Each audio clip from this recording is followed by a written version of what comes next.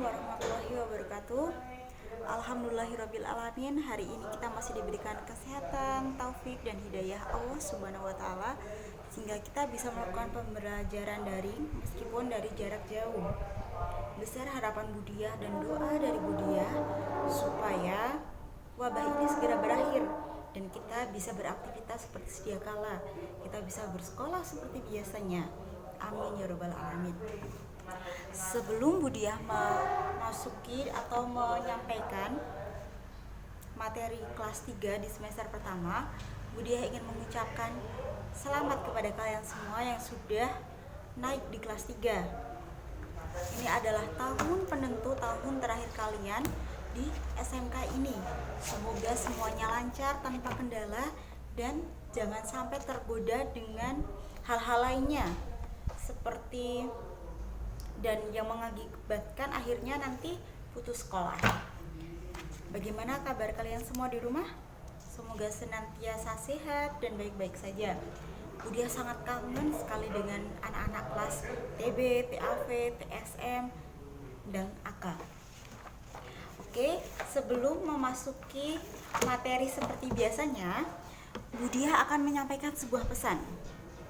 Ini ya, Budiah ini sering sekali lihat di Facebook, di YouTube, di Instagram, banyak sekali video yang beredar, yaitu video TikTok. Pasti kalian juga menggemari video-video TikTok itu. Tapi tahukah kalian rencana di balik video TikTok itu? Jadi gini anak-anak,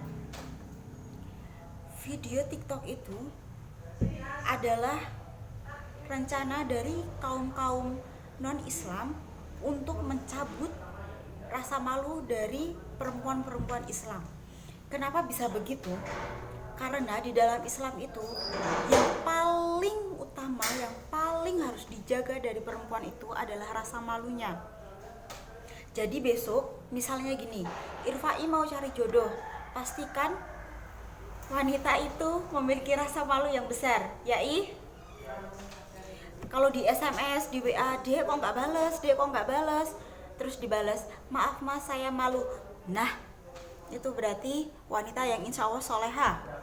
Gini anak-anak, dari perempuan yang rahimnya memiliki rasa malu yang kuat, maka akan lahir janin-janin yang taat. Orang-orang non-Islam ingin mencetak wanita-wanita Islam tidak memiliki rasa malu, sehingga janin-janin yang nanti lahir adalah janin-janin yang tidak taat kepada Allah Subhanahu wa taala, sehingga akidahnya bisa dirusak oleh orang-orang. Video TikTok yang beredar itu kebanyakan joget-joget. Kalau ingin like-nya banyak, berarti harus mengumbar aurat. Terus harus memamerkan bagian badan tertentu yang memuaskan hawa nafsu dari laki-laki. Jadi, kalian sebagai perempuan harusnya memiliki rasa malu untuk tidak ikut-ikutan tren-tren semacam itu. Sedangkan laki-laki harus menundukkan pandangannya sehingga tidak tergiur dengan melihat video-video semacam itu. Mari kita jaga bersama akidah kita sebagai warga muslim, sebagai orang muslim, sebagai orang Islam, agar tidak mudah dihasut oleh aplikasi-aplikasi atau tren-tren budaya yang bukan dari budaya agama Islam. Oke, itu cuma intro dari Budiah. Selanjutnya kita akan masuk kepada bab pertama di kelas 3 semester 1, yaitu iman kepada hari akhir. Jadi dari berapa rukun iman? Rukun iman adalah 5. Yang kelima yaitu beriman kepada hari akhir. Kalian semua percaya kalau ada hari akhir, ada hari kiamat?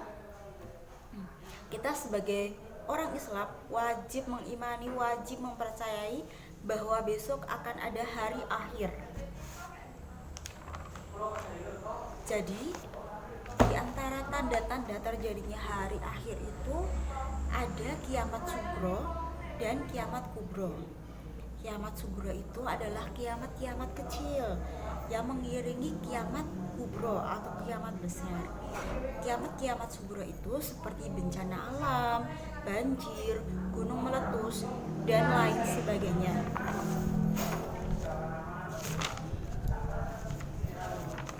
Nah, Budia akan membacakan ciri-ciri atau tanda-tanda datangnya hari kiamat.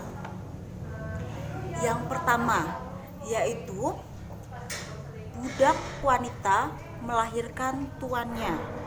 Jadi bisa diistilahkan bahwa majikan-majikan telah mempergauli budak-budaknya sehingga budaknya akan melahirkan tuan-tuannya. Kemudian dari riwayat yang sama, tanda kiamat yang kedua yaitu orang-orang yang bertelanjang kaki, berpakaian compang-camping, miskin, dan pengembala yang berlomba-lomba dalam kemegahan bangunan. Kita bisa lihat ya, saat ini banyak sekali orang-orang yang mengaku atau orang-orang yang mengemis padahal rumahnya tuh gedong-gedongan. Itu bisa jadi salah satu tanda dari kiamat. Kemudian dalam hadis riwayat Bukhari dan Muslim, tanda-tanda kiamat adalah lenyapnya ilmu pengetahuan, meluasnya kebodohan, banyak minuman khamr, dan perzinahan. Sekali lagi Budi tekankan tentang perzinahan ini. Dalam suatu perzinahan ini yang menjadi gerbangnya adalah wanita. Jadi di dalam perzinahan ini, kalau wanitanya malu, wanitanya tidak mau, berarti tidak akan terjadi perzinahan. Kalaupun wanitanya tidak mau tapi dipaksa, itu berarti terjadi pemerkosaan dan wanita ini tidak berdosa. Jadi perzinahan itu kuncinya ada di wanita. Wanita itu mau atau tidak dizinai, semuanya tergantung pada wanita. Kemudian tanda yang keempat yaitu akan datang suatu masa bagi umat manusia, seorang berkeliling menawarkan emas tapi tidak ada satupun orang yang mau. Jadi misalnya sekarang Budia punya emas nih, gak usah banyak-banyak, cincin aja, terus tak tawarin ke kalian, pasti kalian rebutan kan? Lah besok itu menuju hari akhir itu ada orang yang nawarin sebongkah emas, itu gak ada yang mau karena semuanya sudah kaya. Semuanya sudah kaya, sudah mapan, sudah tidak ada yang mau disedekahi.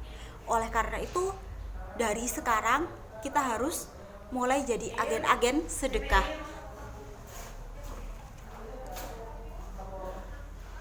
Terus ini tanda yang paling sekali kita rasain, yaitu Rasulullah SAW bersabda, tidak akan datang hari kiamat hingga waktu terasa amat pendek.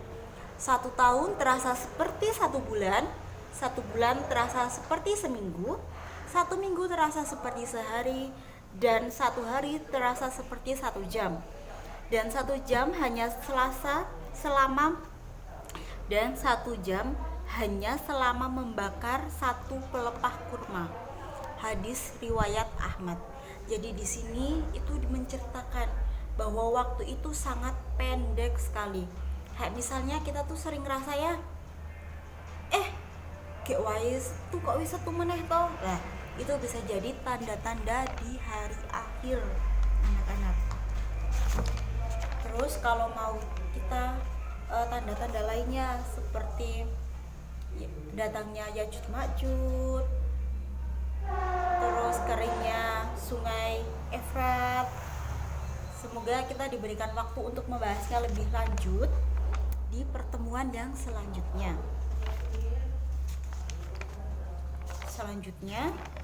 Budia ingin menceritakan kepada kalian itu fase-fase kehidupan hari akhir. Jadi dulu kita sudah di alam kandungan ya, dikandung oleh ibu kita selama 9 hari, kemudian dilahirkan, kita berada di alam dunia.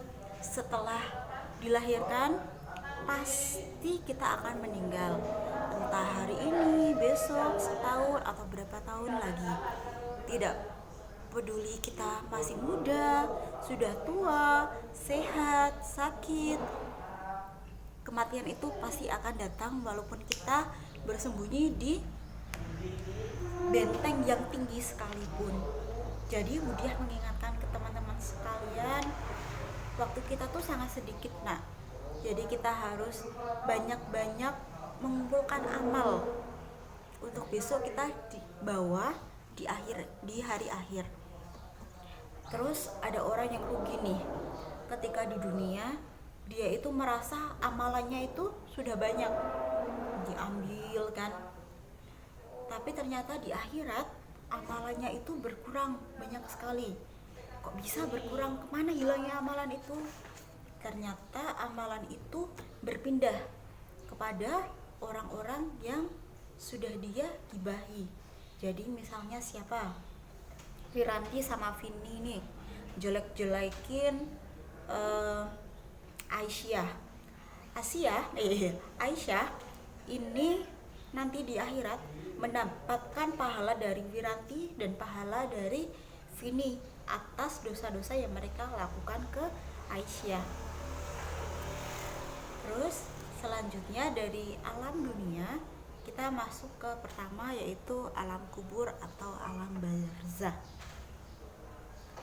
Orang yang meninggal itu ketika dicabut rohnya, yang paling sederhana sakitnya, yang paling mudah sakitnya yaitu seperti mulut kita dimasukin jaring-jaring besi kayak itu pelindung rumah itu, kemudian ditarik dengan cepat. Itu adalah sakit sakaratul maut yang paling ringan. Kemudian ketika kita mati itu, kita lihat orang-orang yang mensolati kita lihat jenazah kita lihat yang mandiin kita lihat orang yang menguburkan kita. Tapi ketika kita berteriak, tidak ada satupun orang yang dengar. Semuanya terasa seperti mimpi. Kemudian ketika jenazah kita dimasukkan ke dalam liang lahat, baru di situ ruh kita atau nyawa kita dikembalikan ke jasad kita sehingga kita terbangun. Kalau mengingat tentang kematian ini harusnya bisa menjadi pembelajaran bagi kita semua ya, bahwa kita semua akan mati dan tidak ada satupun yang bisa kita bawa ke alam kubur selain amal. Jadi misalnya Budiah ini sudah S1, S2, S3. Jadi namanya Diah Agustini SIKOM, SPD, MPSI gitu, panjang. Tapi ketika meninggal, yang manggil Diah saja itu sudah tidak ada, melainkan nama kita diganti dengan oh si mayat, oh si jenazah. Jadi apa yang kita banggakan, gelar-gelar yang kita banggakan, itu semua sudah tidak berlaku ketika kita meninggal. Nah, ketika di alam kubur ini, jenazah-jenazah ini semuanya berdoa. Apalagi jenazah-jenazah orang saleh itu berdoa, ya Allah, segerakanlah hari akhir atau hari kiamat agar amalan-amalan saya bisa dibalas dengan sempurna dan saya bisa berkumpul dengan keluarga saya. Jadi keluarga itu nggak main-main ya, nggak sembarangan ya. Kita di dunia ada keluarga yang disatukan di dunia, disatukan di akhirat.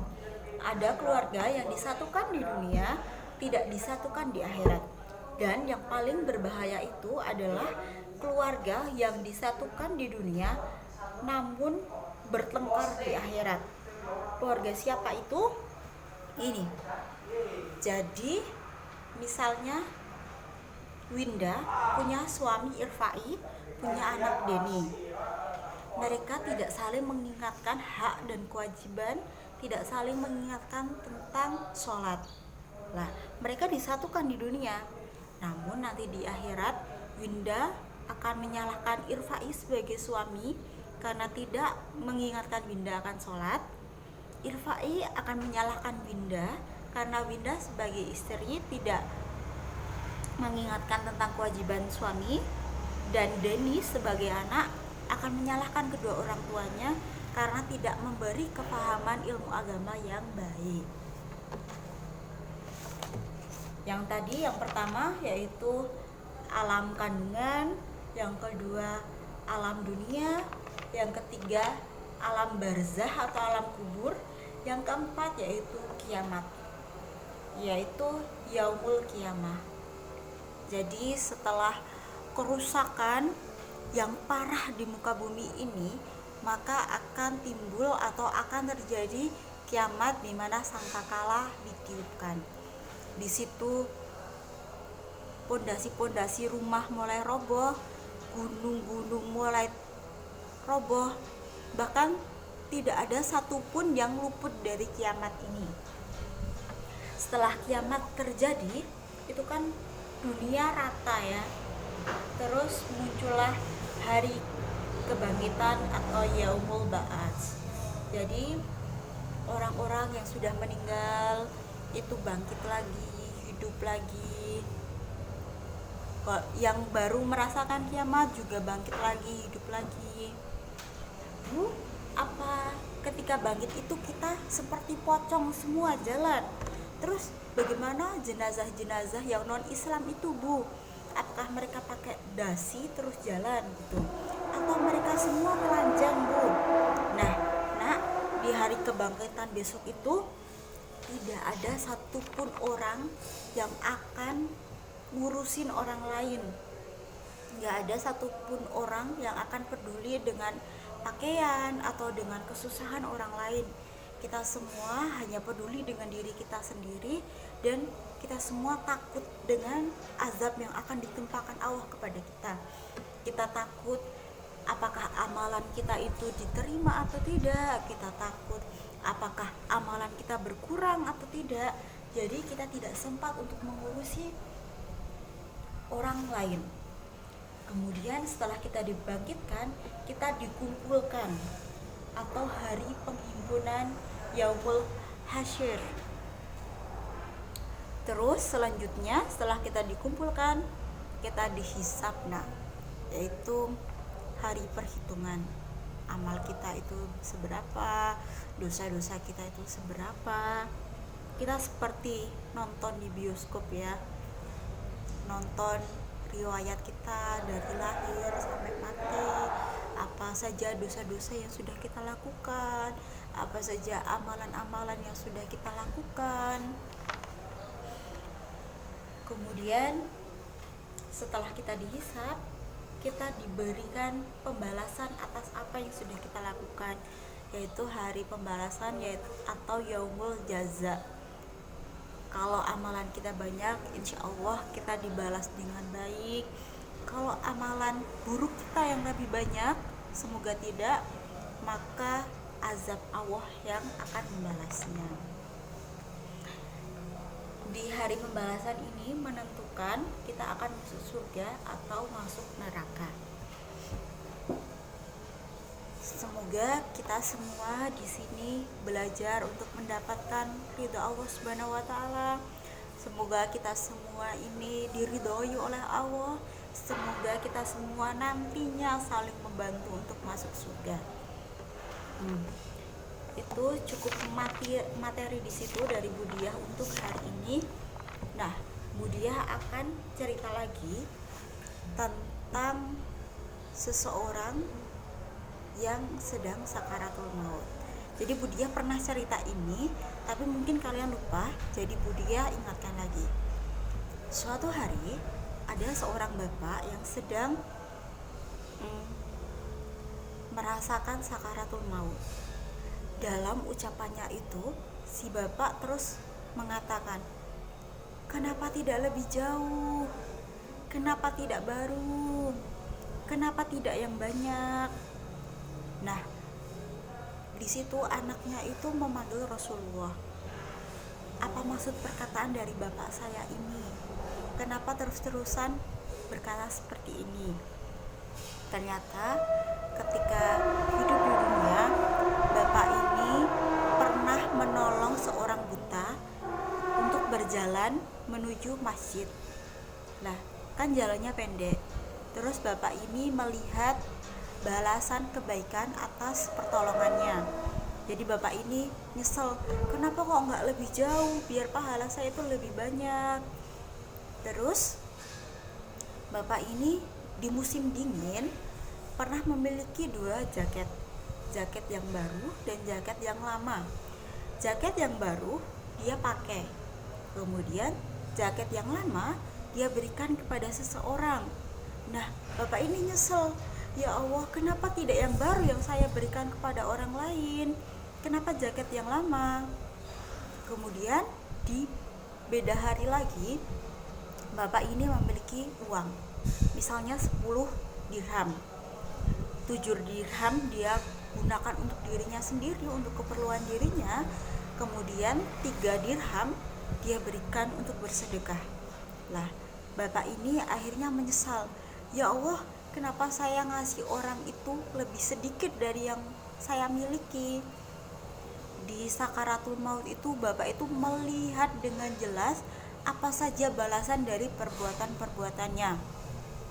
Oleh karena itu, semoga ini bisa menjadi pembelajaran bagi kita semua, bahwa sedekah, bahwa amal jariah kita yang akan menentukan, yang akan menolong kita besok setelah hidup di dunia ini atau di alam barzah.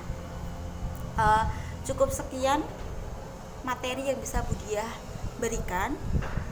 Budiah harap materi ini bisa kalian rangkum di buku khusus, ya, bukan buku campuran. Budiah tidak mau buku campuran, di buku khusus Akidah Akhlak kelas 3.